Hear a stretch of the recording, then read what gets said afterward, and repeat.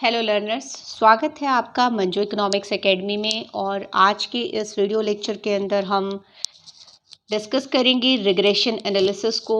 Statistics for economics या statistics के अंदर ये एक बहुत ही इम्पॉर्टेंट टॉपिक है, ना सिर्फ एकेडमिक पॉइंट ऑफ व्यू से, रिसर्च के पॉइंट ऑफ व्यू से भी रिग्रेशन एनालिसिस एक बहुत ही इम्पॉर्टेंट टॉपिक है।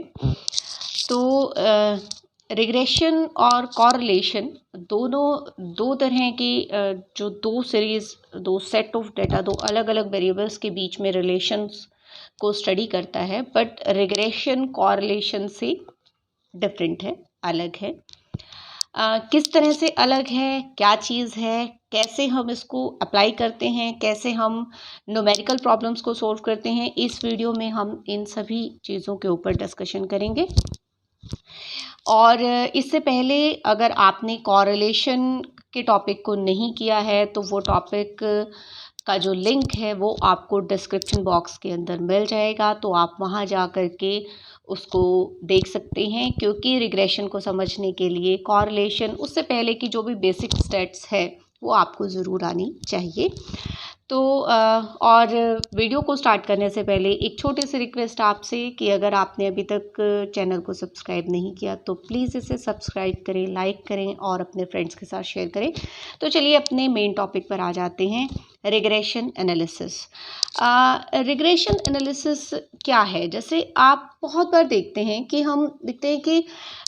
एडवर्टीज़मेंट और सेल्स, ये जो चीज़ें हैं ये एक दूसरे के साथ कॉरलेटेड हैं। हमने कॉरलेशन के अंदर बात की थी, हमने दो वेरिएबल्स के बीच में संबंध क्या होता है, रिलेशन क्या होता है, कितनी डिग्री का होता है, ये सारी चीज़ें हमने कॉरलेशन के अंदर डिस्कस की थी।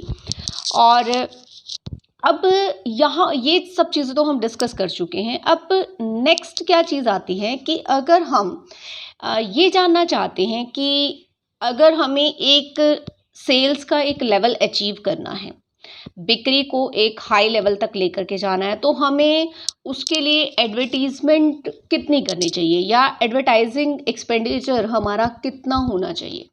यानी कि एक वेरिएबल के बेस पर अगर हम दूसरे वेरिएबल को एस्टिमेट करना चाहते हैं, उसका अनुमान लगाना चाहते हैं, देन हमें क्या करना होगा। तो कॉरलेशन से तो हमें दोनों के बीच में रिलेशन पता चल रहा है या नहीं है, पॉजिटिव है तो कितना है, नेगेटिव है तो कितना है, ये सब चीज़ें। लेकिन अगर हमें एक वेरिएबल दे रखा हो और हमें दूसरे वेरिएबल को जानना हो तो हमें रिग्रेशन की ज़रूरत पड़ती है। तो रिग्रेशन क्या है? रिग्रेशन वो टूल है जिसकी हेल्प से हम क्या करते हैं, एस्टिमेट करते हैं एक वेरिएबल को, किसी एक वेरिएबल को जो कि अननोन है, जिसका हमें पता नहीं है, किसकी सहायता से, उस वेरिएबल की सहायता से जो हमें पता है। ठीक है, सपोज करो कि हमें सेल्स पता है कि हमें इतनी सेल्स, या हमारा टारगेट है सेल्स का कि हमें 1000 सेल्स अचीव करनी है। ठीक है, तो उसके लिए एडवर्टीजमेंट पर कितना खर्चा करना होगा। ठीक है, या अगर एडवर्टीजमेंट पता है तो सेल्स कितनी होगी, इतने एडवर्टीजमेंट पर खर्चा है तो सेल्स कितनी होगी। ठीक है, इस तरीके से हम वहाँ पर जो है रिग्रेशन टूल को यूज़ किया जाता है। रिग्रेशन वो टूल है जिससे हम इसको एस्टिमेट करते हैं। तो रिग्रेशन की अगर मैं मीनिंग की बात करूं, अगर शाब्दिक अर्थ की बात करें तो मतलब एक जो शाब्दिक अर्थ है इसका वो है एक्ट ऑफ रिटर्निंग और गोइंग बैक।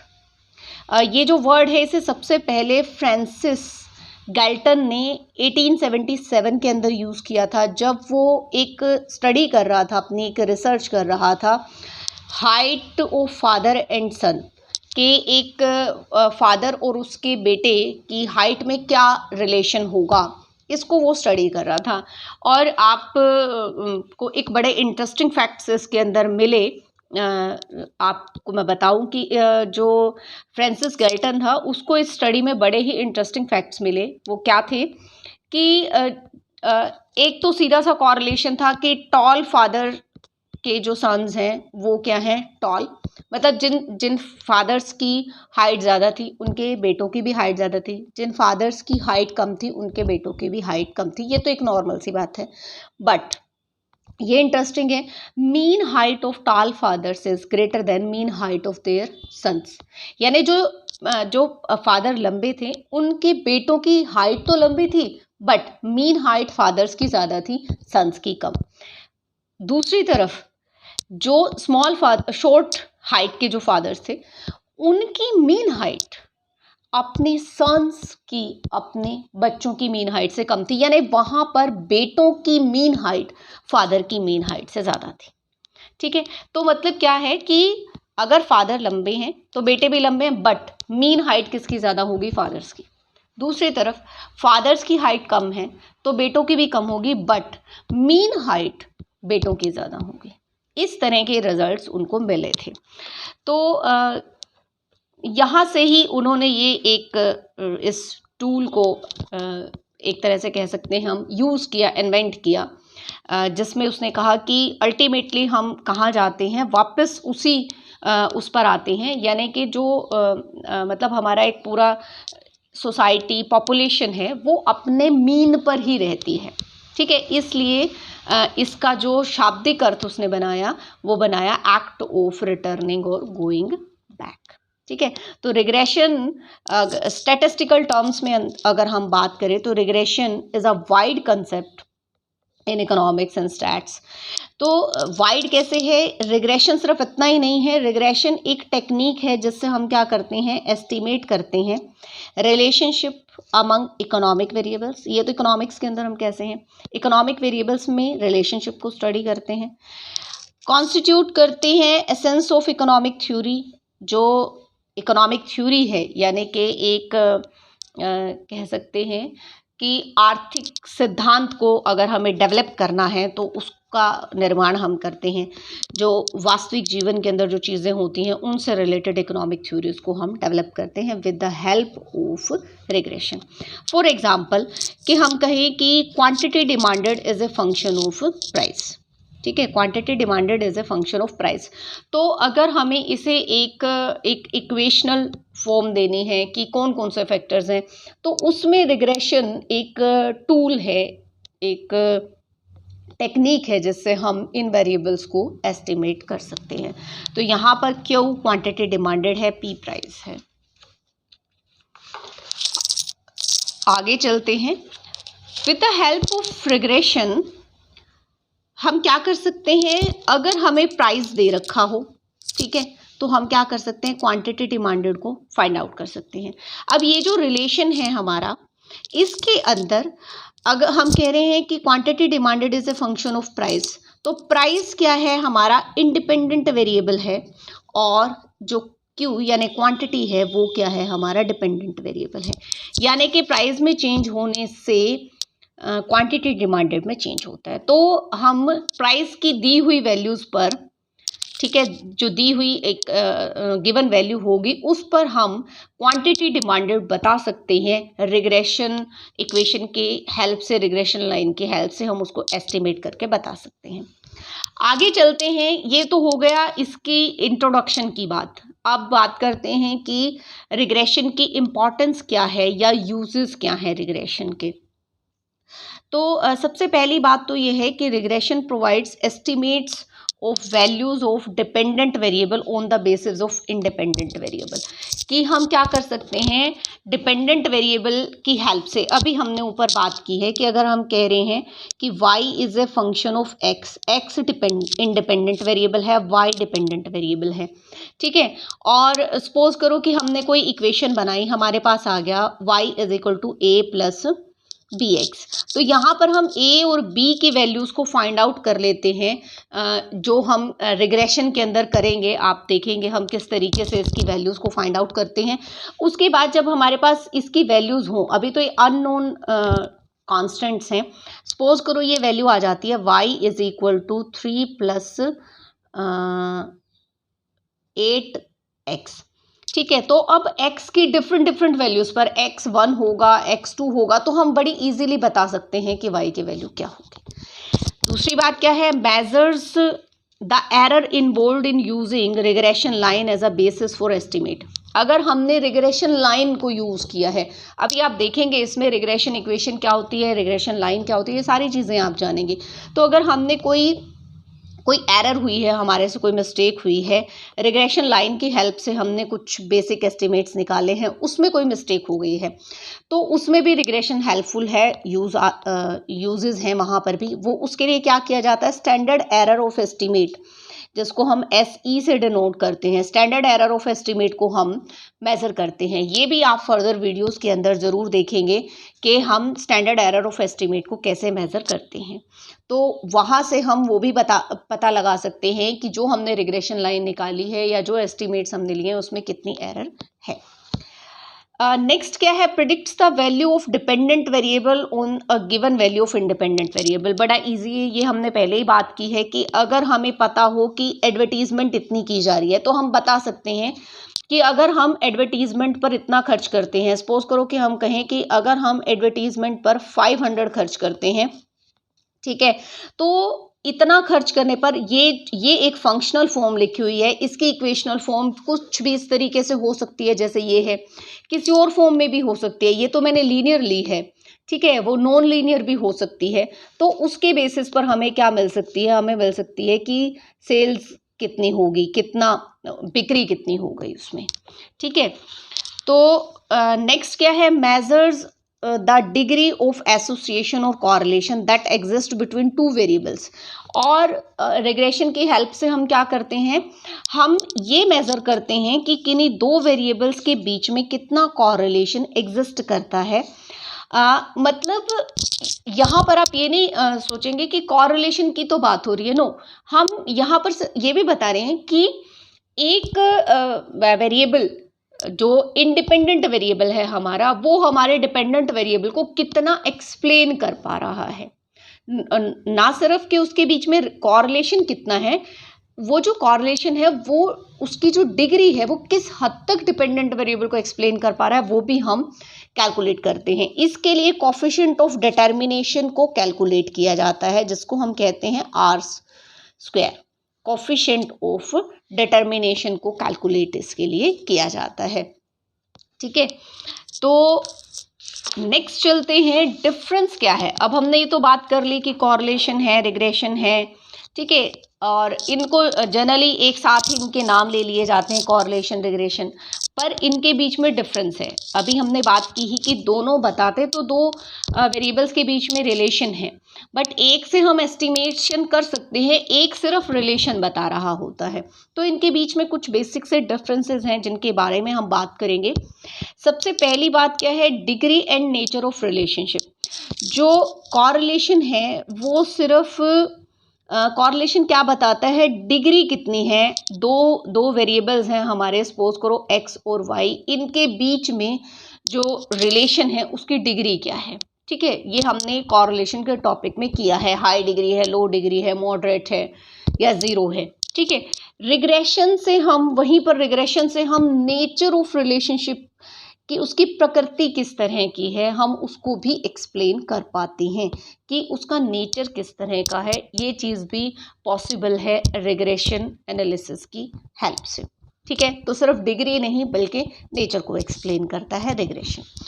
दूसरा क्या है, कॉज एंड इफेक्ट रिलेशन। जब हम कॉरिलेशन की बात करते हैं तो कॉरिलेशन तो सिर्फ क्या है, कोई भी वेरिएबल्स हैं x और y, इनके बीच में कॉरिलेशन निकाल के रख देगा कि 0.72 है, चाहे इन दोनों का एक दूसरे के ऊपर कोई कारण और परिणाम संबंध हो या ना हो, इनमें से कोई एक कारण और दूसरा उसका परिणाम हो या ना हो, ये कॉरिलेशन बता देगा, ठीक है। बट जो रिग्रेशन है, रिग्रेशन के अंदर जब हम रिलेशन की बात करते हैं और हम ये कहते हैं, क्योंकि कॉरिलेशन में हम कहीं भी ये नहीं कह रहे होते कि y is a function of x या फिर x is a function of y, ऐसा हम कहीं भी नहीं कहते हैं कॉरिलेशन के अंदर, ठीक है। क्योंकि ऐसा कहते ही क्या चीज़ आ जाती है, कॉज एंड इफेक्ट आ जाता है कि ये कारण है और ये इसका परिणाम है, ठीक है। तो यहाँ ज़रूरी नहीं होता है कारण और परिणाम संबंध, लेकिन रिग्रेशन के अंदर जो दो वेरिएबल्स हमारे पास होते हैं उनमें से एक परिणाम होता है और दूसरा क्या होता है, उसका कारण होता है। मतलब कि कारण और परिणाम संबंध को बता रहा होता है। इसीलिए हमने बात की कि नेचर ऑफ रिलेशनशिप की बात रिग्रेशन के अंदर होती है। थर्ड क्या है हमारा, प्रेडिक्शन। प्रेडिक्शन यानी कि अनुमान, ठीक है, भविष्य के बारे में कोई भी आशंकाएं जताना। जैसे अभी हमने कहा कि जब हम एक रिग्रेशन इक्वेशन या रिग्रेशन लाइन को हम फाइंड आउट कर लेते हैं, हमने कहा y is equal to A plus B X, ठीक है। तो यहाँ पर जब हमारे पास a और b की वैल्यूज़ होंगी तो x की अलग अलग वैल्यूज़ पर हम प्रिडिक्ट कर पाएंगे कि y की वैल्यूज़ क्या होंगी, ठीक है। सपोज करो जैसे हम ले लेते हैं y is equal to 2 plus 3x, ठीक है। तो हम यहाँ ये कह सकते हैं कि इफ़ x इज 2, ठीक है, x 2 है तो y क्या होगा, प्रिडिक्टेड। एक्चुअल वैल्यू इससे डिफरेंट भी हो सकती है, इट मे बी डिफरेंट, क्योंकि हम तो ये एस्टिमेटेड बात कर रहे हैं ना। तो 2 प्लस 3 इंटू 2 क्या आ जाएगा, 2 प्लस 6 8 आ गया। तो हमने क्या कर दी, प्रिडिक्शन कर दी कि अगर x की वैल्यू 2 होगी तो y की वैल्यू क्या होगी, 8 होगी। तो ये प्रिडिक्शन है, ठीक है। तो वो पॉसिबिलिटी है, बट कॉरिलेशन के अंदर प्रिडिक्शंस नहीं होती हैं, ठीक है। चौथा क्या है कि कॉरिलेशन कोफिशिएंट सिमेट्रिक होता है, यानी आप x का y से निकालो कोरिलेशन या y का x से निकालो, इससे कोई भी फर्क नहीं पड़ता है, दोनों क्या आएंगे, सेम आएंगे। लेकिन जब हम रिग्रेशन कोफिशिएंट की बात करते हैं तो वो सिमेट्रिक नहीं होते। जैसे अगर हम कहें quantity is a function of price, ठीक है, मांग कीमत से प्रभावित होती है, ठीक है, रिलेशन है, बिल्कुल है। इसका रिलेशन अलग होगा, जो भी इसका कॉरिलेशन आएगा वो जो भी इसका रिग्रेशन कोफिशिएंट आएगा बी एक्स वाई या बी वाई एक्स, कुछ भी वो अलग आएगा। अब इफेक्ट प्राइस भी होता है डिमांड से, ठीक है, मांग कितनी है उससे कीमत भी प्रभावित होती है। तो अगर वहां पर हम बी वाई एक्स निकाल रहे हैं तो जितना प्रभाव कीमत का मांग पर पड़ रहा है उतना ही प्रभाव मांग का कीमत पर नहीं पड़ता, ठीक है। दोनों अलग अलग तरीके से इफेक्ट करते हैं, तो दोनों होंगे भी अलग अलग। इसलिए बी एक्स वाई या बी वाई एक्स सेम नहीं होते हैं, ठीक है। यानी एक्स का हम एक्स को वाई पर रिग्रेस करें या y को x पर रिग्रेस करें, दोनों अलग अलग आते हैं, ठीक है। इसके बाद है ओरिजिन एंड स्केल। जो कॉरिलेशन है, correlation is independent of both origin and scale. मतलब कॉरिलेशन में क्या है कि अगर हम जो हमारे पास वैल्यूज़ हैं, हमने कोई डेविएशन ली है, हम कोई कॉमन फैक्टर उसमें से निकाल देते हैं, तो उसका कॉरिलेशन के ऊपर कोई भी इफेक्ट नहीं पड़ता है। कॉरिलेशन कोफिशिएंट उतना ही आएगा भले ही हमने कोई कॉमन फैक्टर निकाल दिया हो उसके अंदर से। यानी इट इज़ फ्री ऑफ और independent of both origin and scale. But जो रिग्रेशन कोफिशिएंट है वो ओरिजिन से तो इंडिपेंडेंट है, लेकिन वो स्केल से इंडिपेंडेंट नहीं होता है, ठीक है। अगर हमने कोई कॉमन फैक्टर निकाला है, कोई चीज़ कॉमन निकाली है, जो डाटा हमें दे रखा है, तो बाद में जब हम उसे फॉर्मूला लगा करके उसे सोल्व करेंगे तो वापस से हमें उस कॉमन फैक्टर को वहाँ पर यूज़ करना पड़ेगा, उसको एडजस्ट वहाँ पर करना पड़ेगा ही पड़ेगा, फार्मूले के अंदर हमें एडजस्टमेंट करनी पड़ेगी। तो बहुत बार कॉम्पिटिटिव एग्ज़ाम्स के अंदर ये क्वेश्चन पूछा जाता है। ये जो रिलेशन है, कॉरिलेशन और रिग्रेशन का जो रिलेशन है या डिफरेंस है इनका, इसके ऊपर पेपर के अंदर अक्सर क्वेश्चंस आते हैं, कॉम्पिटिटिव एग्जाम्स में भी आते हैं कि कॉरिलेशन ओरिजिन और स्केल से इंडिपेंडेंट होता है और जो रिग्रेशन है वो ओरिजिन से तो इंडिपेंडेंट है बट स्केल से इंडिपेंडेंट नहीं होता है। आगे बढ़ते हैं, बात करते हैं टाइप्स ऑफ रिग्रेशन एनालिसिस की। जो रिग्रेशन एनालिसिस है हमारा वो कितनी तरह का होता है, ठीक है। एक तो होता है हमारा सिंपल और मल्टीपल। जब हम सिंपल और मल्टीपल रिग्रेशन की बात करते हैं तो सिंपल और मल्टीपल रिग्रेशन में क्या है, सिंपल रिग्रेशन होता है जब हमारे पास दो ही वेरिएबल्स होते हैं, ठीक है। एक कारण है उनमें से, एक परिणाम है। जब हमारे पास केवल दो वेरिएबल्स होंगे तो वहाँ पर जो रिग्रेशन होगा वो होगा सिंपल रिग्रेशन एनालिसिस। ठीक है, जब हम दो से ज़्यादा वेरिएबल्स लेकर के रिग्रेशन निकाल रहे हैं या रिग्रेस कर रहे हैं किसी, उसमें क्या होगा कि हमारा डिपेंडेंट वेरिएबल होगा और बाकी इंडिपेंडेंट वेरिएबल होंगे, यानी किसी एक वेरिएबल को दूसरे वेरिएबल्स के ऊपर, वो दो या दो से ज़्यादा होंगे, उन पर रिग्रेस करते हैं, तो वहाँ पर जो रिग्रेशन एनालिसिस हम यूज़ करेंगे वो होगा हमारा मल्टीपल रिग्रेशन एनालिसिस। ठीक है, फिर है हमारा लीनियर एंड नॉन लीनियर।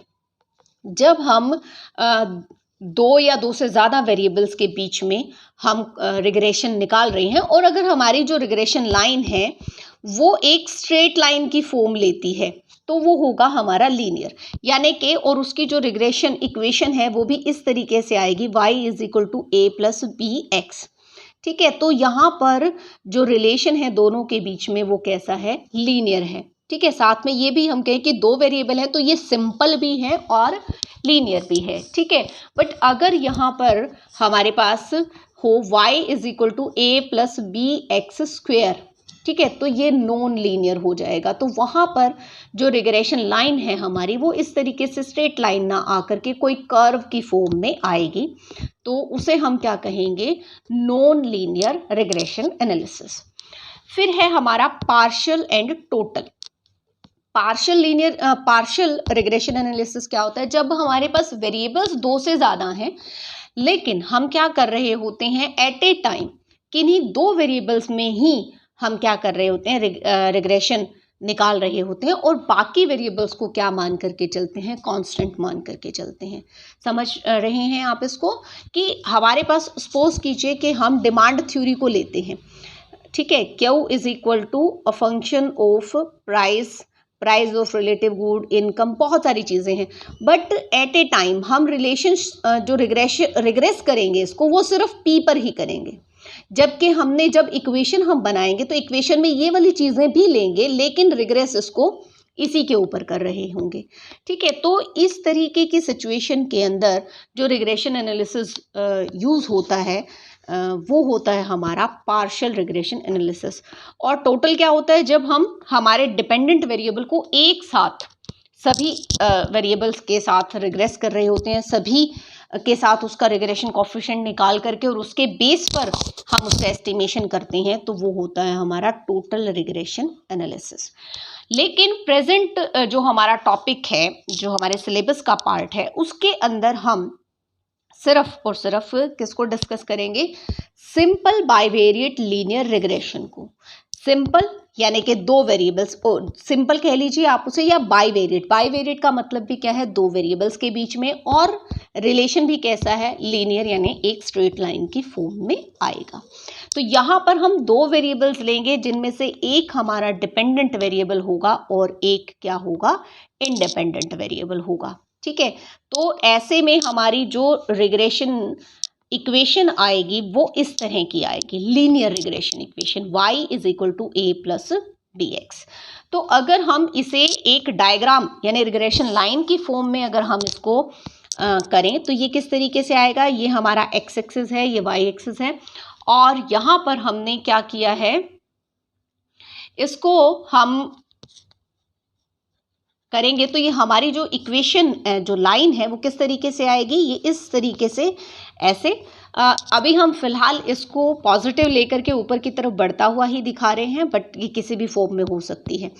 तो ये हमारा ओरिजिन है, ओरिजिन से जितने ऊपर से ये लाइन हमारी स्टार्ट हो रही है, ये ए है, जिसको हम क्या कहते हैं, कांस्टेंट इंटरसेप्ट। ये कांस्टेंट इंटरसेप्ट है, और ये जो है ये है बी, और बी किस चीज़ को शो कर रही होती है कि जो हमारा इंडिपेंडेंट वेरिएबल है उसमें चेंज होने से डिपेंडेंट वेरिएबल के अंदर कितना चेंज आ रहा है। ठीक है, तो ये वाला जो हमारा जो कांस्टेंट इंटरसेप्ट है ये क्या शो कर रहा होता है, ये शो करता है कि जब x 0 होगा तब y की वैल्यू क्या होगी, a। ठीक है, x के 0 होने पर y की वैल्यू क्या होगी, a होगी। और जो b है हमारा वो शो कर रहा है per unit change in x में किस रेट से चेंज हो रहा है। ठीक है, इसको हम इस तरीके से भी लिख सकते हैं, b is equal to delta Y over delta X, means x में चेंज होने से y में कितना चेंज हो रहा है। तो यहाँ पर जो b है हमारा, b का जो साइन है प्लस या माइनस, वो ये बताएगा कि x और y के बीच में रिलेशन कैसा होगा। प्लस है तो पॉजिटिव रिलेशन होगा, माइनस है तो नेगेटिव रिलेशन होगा। नेक्स्ट बात करेंगे हम रिग्रेशन लाइंस की। तो जो रिग्रेशन लाइंस हैं वो हमारी वो दो होंगी। ठीक है, दो वेरिएबल्स हैं तो दो रिग्रेशन लाइन होंगी। एक x on y regression line, जहां पर हम x को y पर रिग्रेस कर रहे हैं, यानी कि एक तरह से x हमारा डिपेंडेंट वेरिएबल हुआ और y क्या हुआ, इंडिपेंडेंट वेरिएबल। तो उस सिचुएशन में हमारी जो रिग्रेशन इक्वेशन आएगी वो इस तरीके की आएगी। दूसरा क्या है कि अगर हम y on x regression line लेते हैं, ठीक है, यानी y को x पर रिग्रेस कर रहे हैं, तब हमारा y डिपेंडेंट वेरिएबल हुआ और x क्या हुआ, इंडिपेंडेंट। तो उस सिचुएशन में जो हमारे रिग्रेशन इक्वेशन है वो क्या आएगी, y is equal to a plus B X. ये a और b की वैल्यू डिपेंड करती है कि रिलेशन किस तरह का आने वाला है, मतलब कि रिग्रेशन कोफिशिएंट के ऊपर डिपेंड करेंगे। ये भी आप देखेंगे कि रिग्रेशन कोफिशिएंट क्या होता है। ठीक है, अब हम बात करते हैं कि कोरिलेशन और रिग्रेशन के बीच में आपस में क्या रिलेशन है। क्या ये दोनों की जो वैल्यूज हैं वो एक दूसरे से कहीं कोरिलेट करती हैं, एक दूसरे के साथ इनका कहीं कोई इफेक्ट है। तो वो हम देखते हैं कि अगर R जो है वो परफेक्ट है, यानी कोरिलेशन परफेक्ट है, चाहे वो प्लस है या वो -1 है, ठीक है, उस सिचुएशन में जो x ऑन y है या y ऑन x है वो कोइंसाइड करेंगी। किस तरीके से, अगर तो प्लस का 1 है, जो r है हमारा प्लस का 1 है, यानी कि यहाँ हमने x लिया है, यहाँ y लिया है, तो सीधी सी बात है प्लस का 1 है, इट मीन्स ये ऊपर की तरफ बढ़ता हुआ आएगा।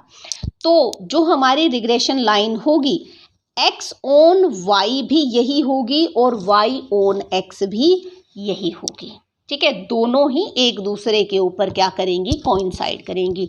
बट अगर r हमारा नेगेटिव है बट परफेक्ट है, उस सिचुएशन में नेगेटिव है तो रिलेशन किस तरह का आएगा, घट रहा है, एक के बढ़ने पर दूसरा घट रहा है, ऐसा ही होगा रिलेशन।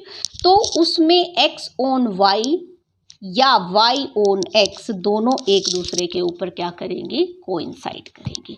ये वाले क्वेश्चंस भी बहुत बार कॉम्पिटिटिव एग्जाम्स के अंदर पूछे जाते हैं, तो आप इनको ध्यान से समझिएगा। बहुत इम्पॉर्टेंट पॉइंट्स हैं ये, बहुत कम जो है बताया जाता है इनको। सभी जो एक तरह से टीचर्स हैं वो सारी पॉइंट्स को नहीं बहुत बार एक्सप्लेन कर पाते हैं, सीधा न्यूमेरिकल प्रॉब्लम से हम स्टार्ट करते हैं, लेकिन जो बेसिक्स हैं उनको हम छोड़ देते हैं और फिर कॉम्पिटिटिव एग्ज़ाम में वो बेसिक्स पूछ लिए जाते हैं, तब हमें कुछ नहीं पता होता। तो ये बहुत इम्पॉर्टेंट है, ये अगर आपको पता होगा। न्यूमेरिकल प्रॉब्लम्स तो कुछ भी नहीं है, एक फॉर्मूला है और बस हो जाएगा सोल्व, कोई दिक्कत नहीं है, ये समझनी बहुत ज़रूरी है। नेक्स्ट क्या है कि अगर हमारा कोरिलेशन 0 है, यानी कि दोनों x और y के अंदर, x और y में कोई भी कोरिलेशन नहीं है, 0 है, उस सिचुएशन के अंदर जो हमारी रिग्रेशन लाइंस होंगी वो एक दूसरे को 90 डिग्री के एंगल पर कट करेंगी। तो यहाँ अगर हमारा x है, यहाँ y है, तो ये जो हमारी लाइन आएगी ये आएगी हमारी y ऑन x। ठीक है, और x ऑन y किस तरीके से आएगी, ये x ऑन y आएगी।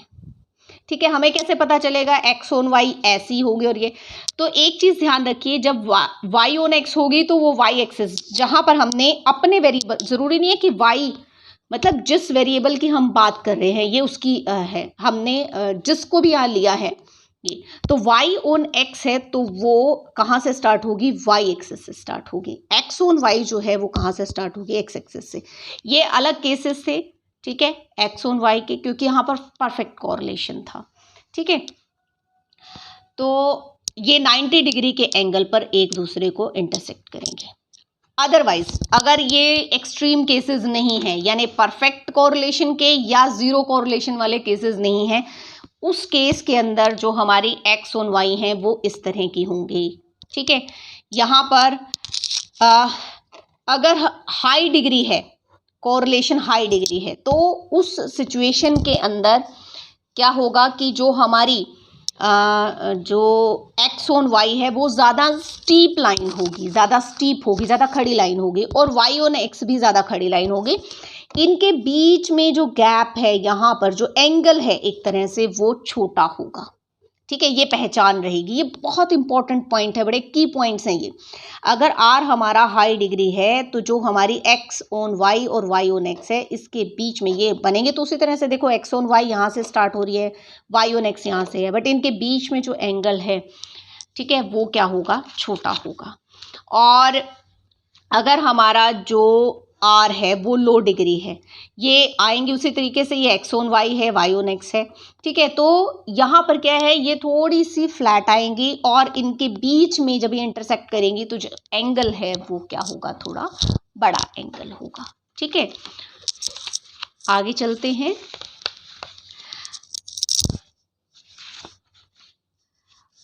और एक और इम्पॉर्टेंट चीज़ मैं आपको यहाँ पर बताना चाहूँगी कि जब हमारी ये जो एक्स ऑन वाई है और वाई ऑन एक्स है, ये जहाँ पर एक दूसरे को कट करती हैं, वहाँ से जब हम नीचे लाइन प्रोड्यूस करेंगे और वो एक्स एक्सिस को जहाँ पर आकर के मिलेंगी, वो जो पॉइंट होगा वो हमारा होगा एक्स मेन का। और इसी तरह से जब हम उसको प्रोड्यूस करेंगे और वाई पर लेकर के जाएंगे तो वहाँ हमें मिलेगा वाई मेन। ठीक है, तो इस वीडियो के लिए इतना ही। वीडियो काफ़ी लंबी हो गई है। जो बाकी के पॉइंट्स हैं उनको हम नेक्स्ट वीडियोस के अंदर डिस्कस करेंगे। तब तक आप इस चैनल को देखते रहें। Thank you so much, bye, take care and God bless you.